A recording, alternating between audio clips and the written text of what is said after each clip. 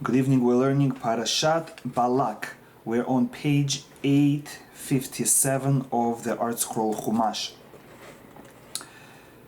The Jewish people are on the border of the land of Israel, on the eastern side across Jordan River. They have already conquered two kingdoms, the kingdom of Sihon, the king of Sihon, and the king Og.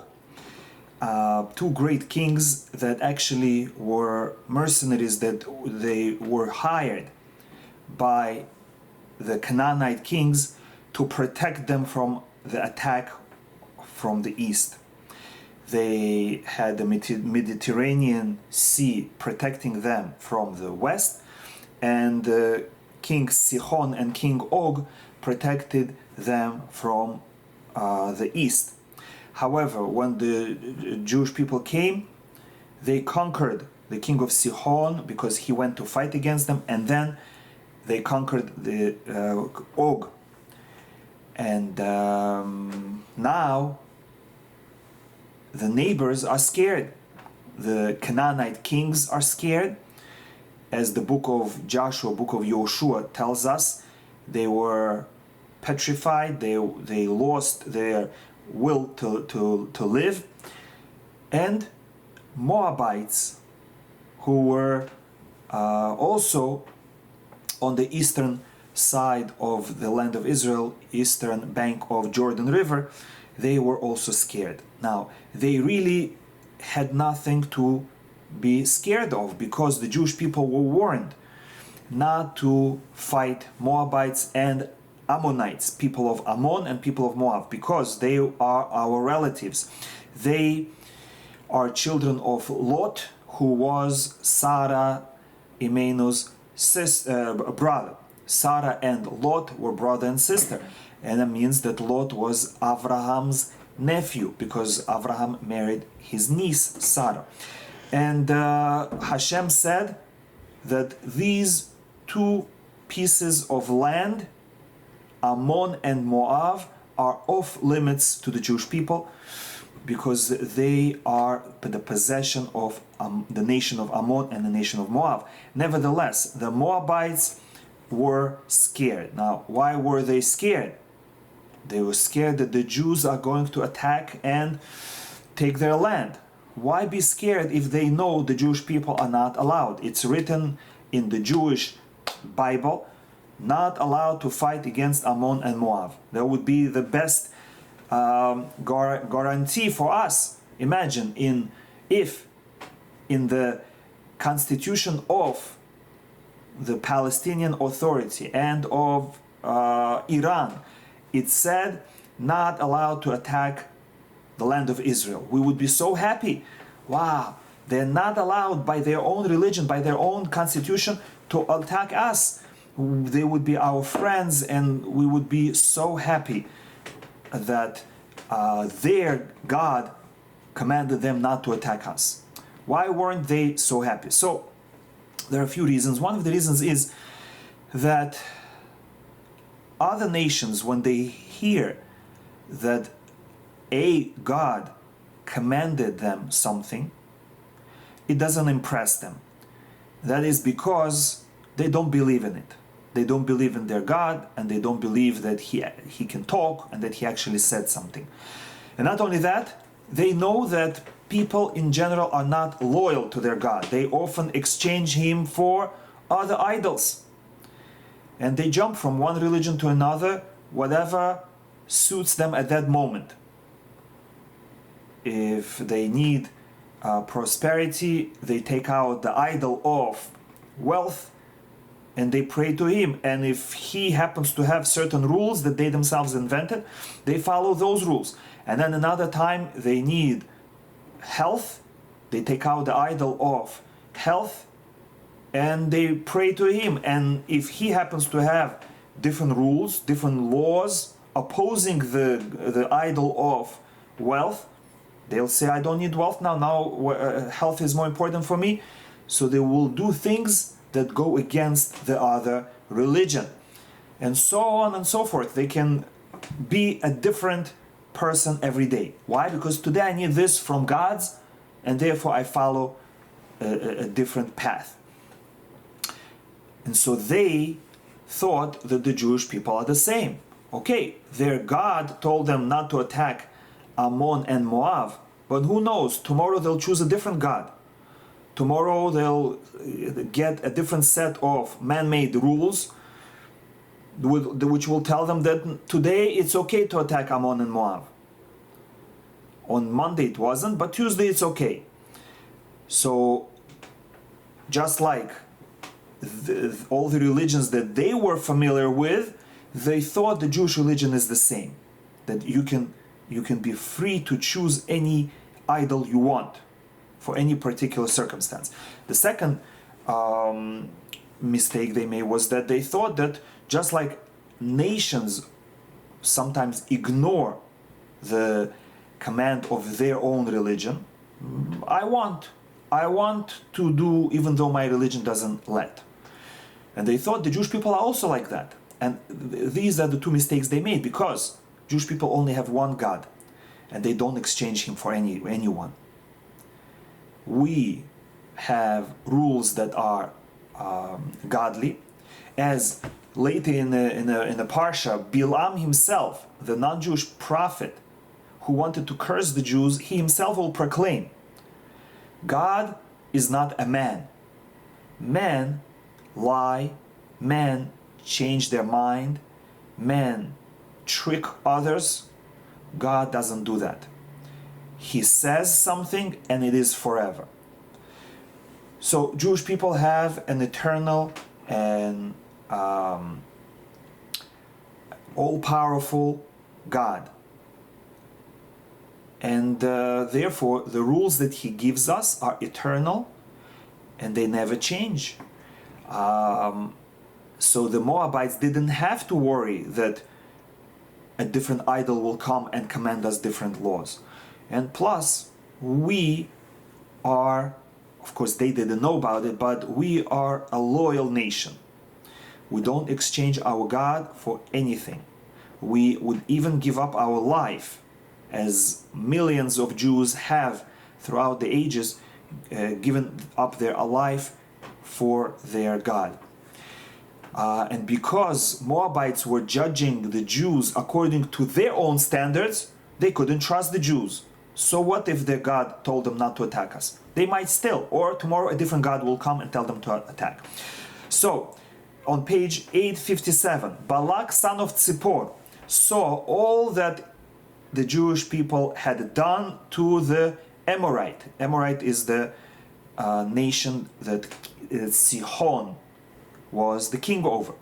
Moab, as a nation, became very frightened of the Jewish people because the Jewish people were numerous.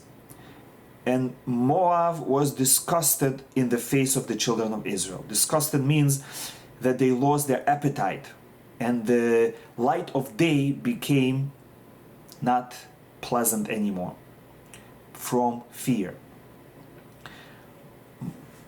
Moabites said to the elders of Midian, they sent a delegation to the country called Midian. This is where Moshe lived for some time, and that's where he married his wife, and that's where his two children were born. So the Midianites, the country Midian, they knew who Moshe was. So the Moabites sent a message to the Midianites to ask them, what should they do? They said, you know this guy who is leading the Jews. He lived among you. Tell us something about him. What is his power? What is his weakness? And this is the message they sent. Now the congregation will lick up, destroy our entire surroundings, as an ox licks up the greenery of the field. They complain to them, we have a nation on our doorstep that's about to destroy us. What can we do about it?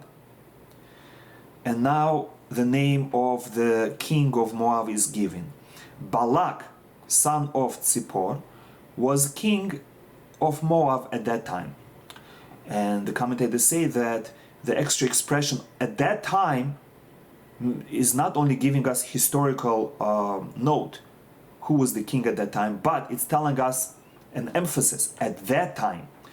Only at that time he was the king. He was appointed specifically for this occasion, which means he was not of royal blood. He didn't really know how to run the country. Rather, he was a magician. He was a sorcerer. So they, in desperation, appointed him to help them. So Balak, being the sorcerer, he asked the Midianites, in which way can we put a curse, God forbid, on the Jewish people to win against them? And the Midianites said, you should go to a man who is even a greater sorcerer than you, and that is Bilam. And they said that Moshe has his power in his mouth. He speaks in the name of God. They didn't know that, but they thought that he is such a powerful orator, but really they didn't know that Moshe's power was not in his mouth. In fact, he had a blemish. It was hard for him to speak, and the words were not coming out clearly. It was only because God's voice was speaking from his throat that he was able to speak so well. But on his own, he couldn't, and God chose him on purpose because of his blemish, so that people will not follow him based on his charisma and his public speaking skills, but rather because they will recognize this man can't speak. And the voice that's emanating from him is godly voice. But they told him nonetheless that Moshe's power is in his mouth. He can speak to God. And therefore find someone who also has a power in his mouth. And that is Bilam. Because Bilam was known to have the ability to put curses on people. In the past, he actually put a curse on the Moabites themselves. In their war against Sihon, the Amorite king, and in their war against Midianites as well, they hired Bilam to curse Moabites. And because of that, Moabites lost the war. And that is why Sihon conquered part of Moabite territory and thereby allowed the Jewish people to take it. Because now they were not conquering the territory of Moab, now they were conquering the territory of Sihon.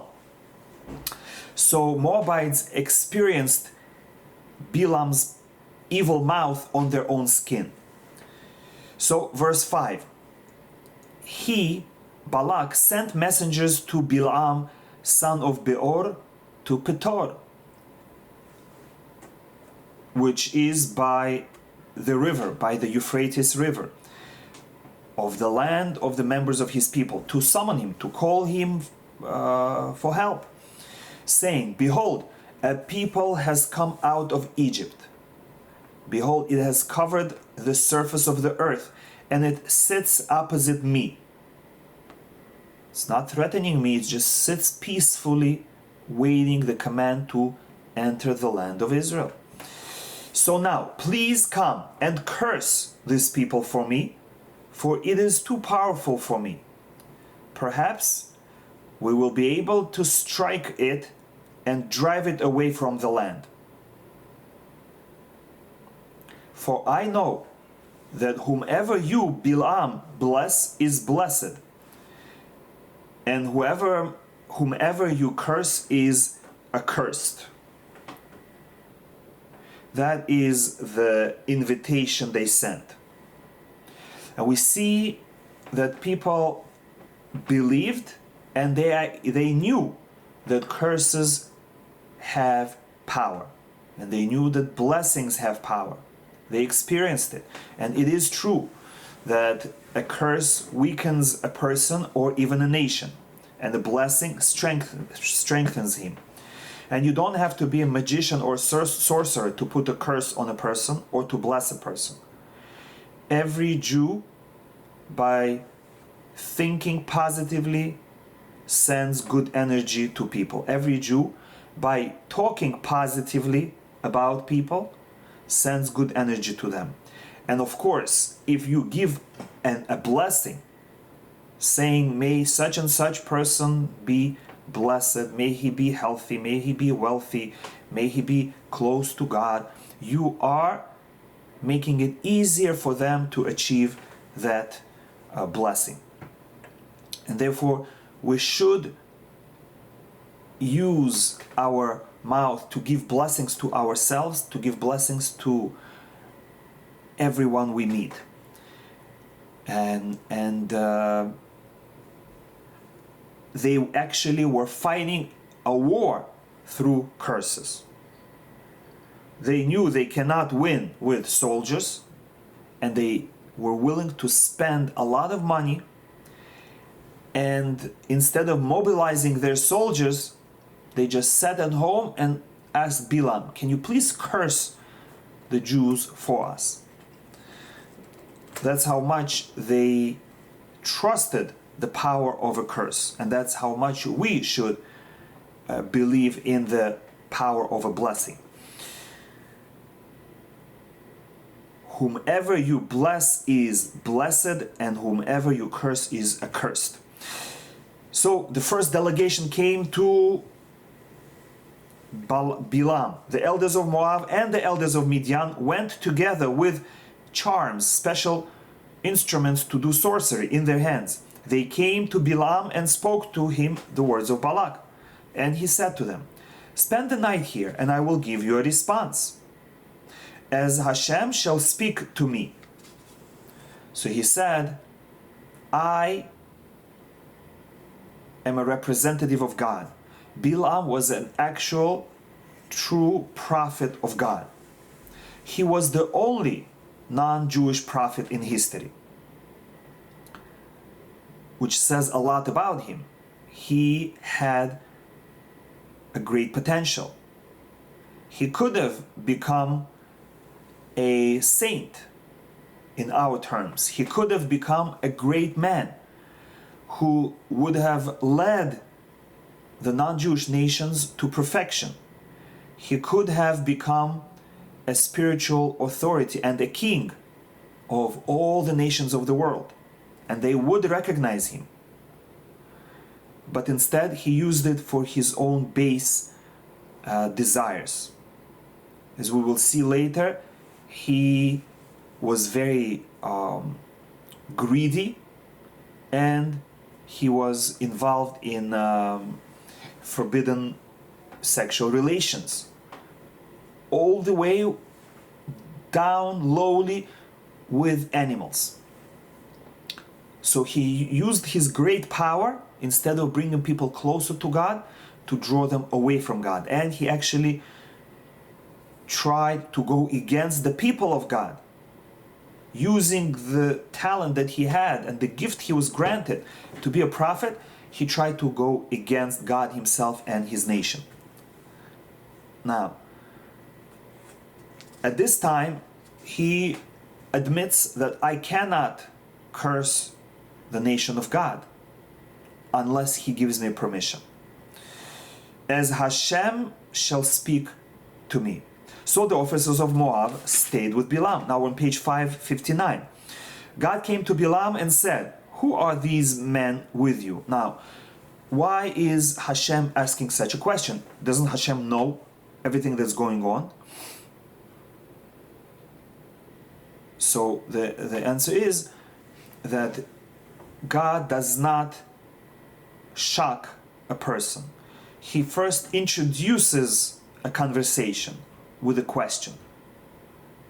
Like he did with Adam, he said, where are you? Because he saw that Adam was hiding. Can't hide from God.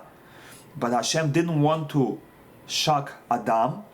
So instead of saying, here I am, you can't hide from me, and embarrass him, he said, Adam, where are you? As if he doesn't see. Like a parent playing with his little child, and the child is hiding. He thinks the parent doesn't see, but of course parent sees, because he just closed his eyes, and the child thinks that if he cannot see the parent can't see him.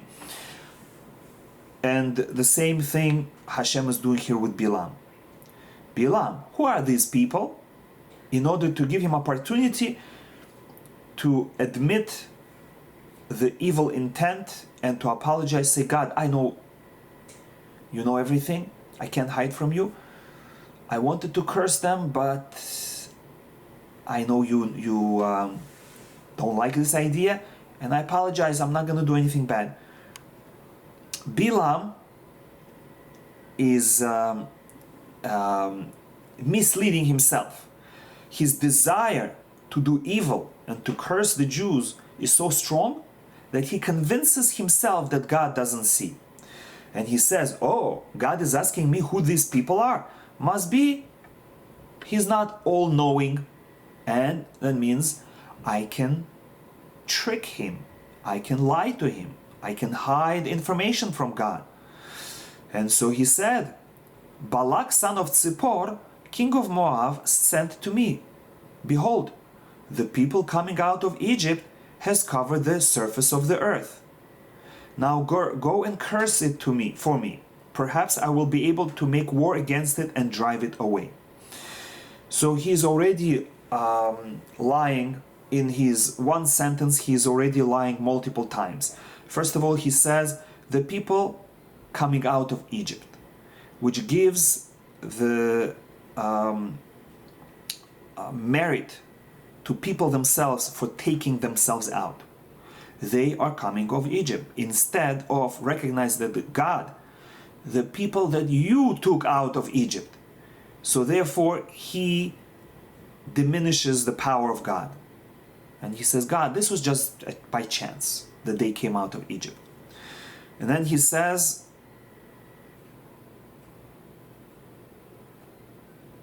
now go and curse it for me. And the word he uses in English is the same word, but in Hebrew, instead of the word